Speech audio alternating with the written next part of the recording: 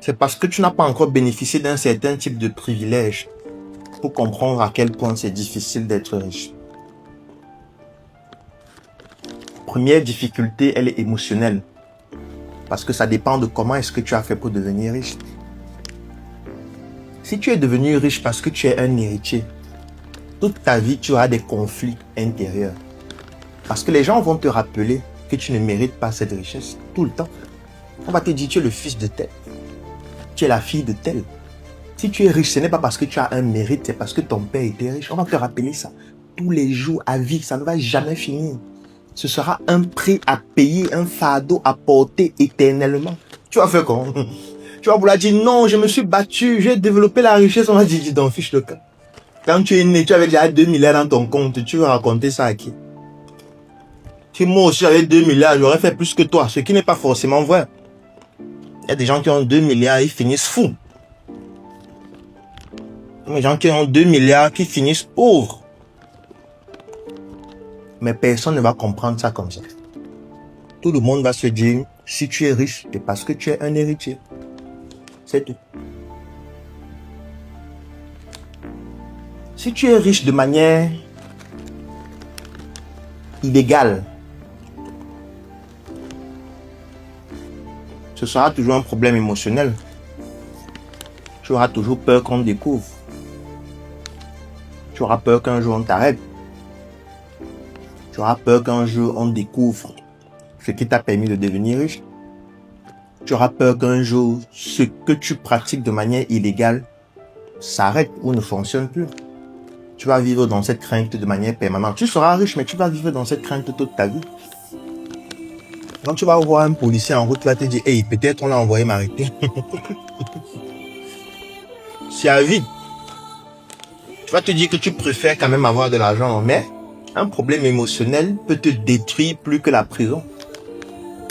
J'ai posé une question une fois qui était celle de savoir, si on doit te mettre en prison pendant 6 mois et te donner 100 coups de fouet aux fesses, tu choisis quoi entre les deux? Plus de 90% choisissaient 100 coups aux fesses. Parce que ces personnes estimaient que la prison est encore plus pénible que le fait de recevoir 100 coups et on te dit de rentrer à la maison.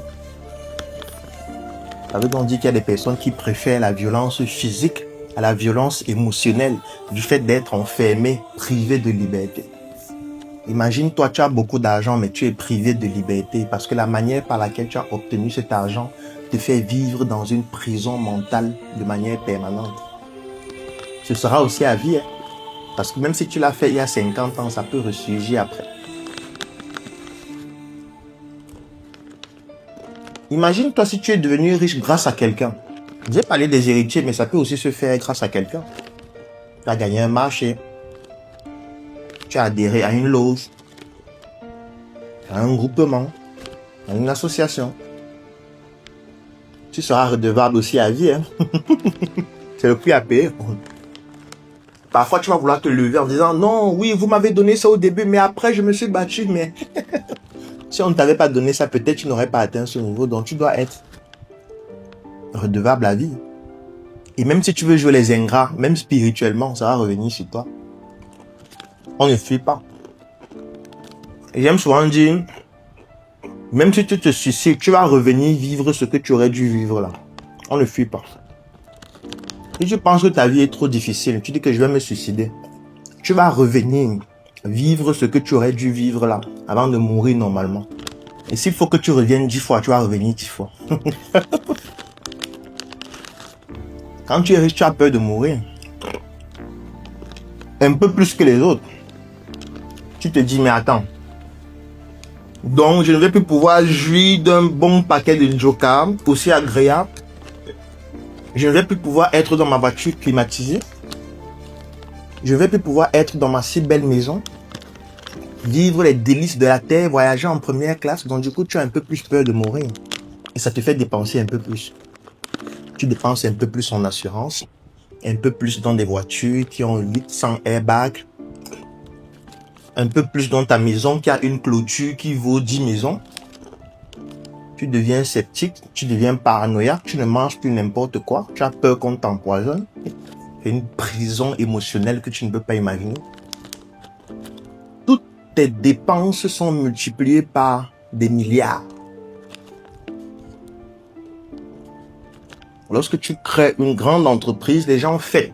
Il a ouvert une entreprise à 20 milliards, 50 milliards. Lorsqu'il y a un problème dans l'entreprise, c'est aussi en milliards. Lorsqu'il faut mettre en place une stratégie marketing pour cette entreprise, c'est en milliards ou en centaines de millions. Lorsqu'il faut acheter du stock pour cette entreprise, c'est en milliards ou en centaines de millions. Lorsque cette entreprise a un problème avec une machine, on va te dire que la seule personne qui peut dépanner cette machine se trouve en Grèce. Et que pour que la personne vienne dépanner, tu dois acheter la pièce, payer ses honoraires, payer un billet d'avion business class pour que la personne vienne dans ton pays, payer pour que la personne dorme dans un hôtel 5 étoiles, payer pour que la personne mange dans des restaurants 5 étoiles, payer le séjour de la personne avec tout couvert, voiture d'un certain standing, prostituée, détente, tourisme. La personne va venir réparer la pièce en question et ensuite la personne va partir. Parfois, juste pour réparer cette petite pièce-là, ça peut te coûter 120 millions. Tous tes problèmes seront multipliés en centaines de millions, en milliards. Lorsque tu es endetté, c'est en milliards. Lorsqu'il y a une campagne présidentielle, on te sollicite pour avoir ta contribution, c'est en centaines de millions ou en milliards. Lorsque tu dois payer les impôts, c'est en milliards. Tout, c'est en milliards. Bon, la question que j'ai envie de te poser, si tes problèmes sont en milliards et que tu es en difficulté durant cette période, parce que même les milliardaires sont parfois en difficulté, tu vas appeler qui? Ce n'est pas comme lorsque tu as un problème de 50 000, tu peux appeler n'importe qui en disant « Donne-moi un peu 50 000 là, je vais te rembourser la semaine prochaine. » Tu vas appeler qui pour dire « Donne-moi un peu 2 milliards. Je vais te rembourser la semaine prochaine. » Nous ne sommes pas au Gabon. Où le milliard, c'est un jeu. Je sais, tu vas me dire qu'il y a les banques, tu as des garanties, ainsi de suite. Ça veut donc dire que tu seras toujours endetté en milliards.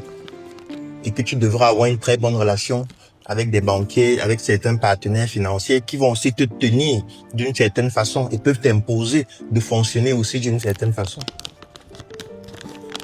Dans ta famille, on sait que tu es riche, donc c'est un prix à payer énorme.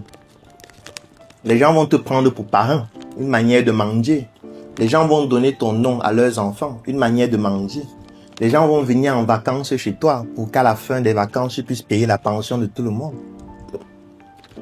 Si tu tentes de refuser une seule fois, directement, tu entres dans la vague des sorciers. On va se dire comment quelqu'un qui est riche refuse de nous donner 100 000 pour un projet. Il boit même le sang. C'est un sorcier. Oui, tu dois vivre avec les qualificatifs de sorcier, buveur de sang, sectaire, homosexuel. Tu vas vivre avec ça à vie. Voleur, escroc. Ce sera ton quotidien. N'essaie pas de te débattre, ça ne servira à rien. N'essaie pas de dire que tu vas laver ton image et tout ça. Dans certains cas de figure, ça peut être nécessaire, mais la plupart des fois, ça ne va rien changer. Ceux qui pensent ça de toi vont toujours penser ça de toi.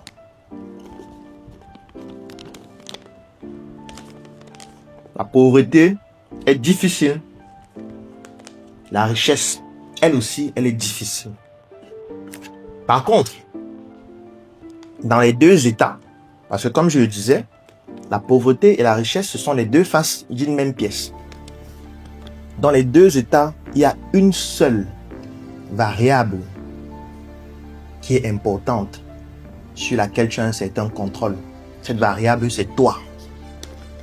C'est ton état émotionnel, ton état spirituel, ton état biologique, ton état psychologique, moral. Si tu réussis à contrôler cette variable sur laquelle tu as un certain contrôle, tu n'as pas un contrôle total, mais tu as un certain contrôle. Qu'importe l'état dans lequel tu vas te trouver, pauvreté ou richesse, tu vas garder une certaine fierté. Tu vas arrêter de pleurer. Tu auras toujours 800 idées par seconde pour sortir de tes difficultés. Et c'est à ce moment que qu'importe l'état dans lequel tu te trouves, tu restes heureux, que tu sois pauvre ou que tu sois riche. Parce que de toutes les manières, on est toujours pauvre de quelque chose. On est pauvre d'une connaissance qu'on n'a pas. On est pauvre d'une somme d'argent qu'on n'a pas. On est pauvre d'une relation qu'on n'a pas. On est pauvre de nos parents qu'on n'a plus. Mais on est aussi forcément riche de quelque chose. On est riche d'une connaissance qu'on a. On est riche d'une expérience qu'on a. On est riche d'une résilience qu'on a. On est riche d'une famille qu'on a. On est riche de certaines connaissances qu'on a.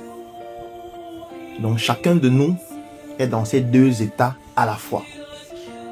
Sauf que ce qui fait la différence, c'est toi. Même quand tu seras riche, il y aura des moments où tu seras pauvre de certaines choses et riche d'autres choses. Même comme tu es pauvre, tu es aussi riche de certaines choses. Tu vois parfois qu'il y a des gens qui n'ont pas leurs yeux. Tu marches, il y a des personnes qui sont amputées. Tu t'exprimes bien, il y a des personnes qui n'ont plus la parole. Tu as un beau corps, il y a des personnes qui veulent tout payer, n'importe quel type de service ou produit pour perdre du poids. Toi, tu l'as, donc c'est une richesse. Donc en réalité, chacun de nous vit entre ces deux dynamiques de pauvreté et de richesse. Sauf que c'est à toi de faire la différence, afin que, qu'importe la situation, tu puisses njoka, sourire et prendre la vie avec beaucoup de sérénité. Rendez-vous demain pour une nouvelle chronique.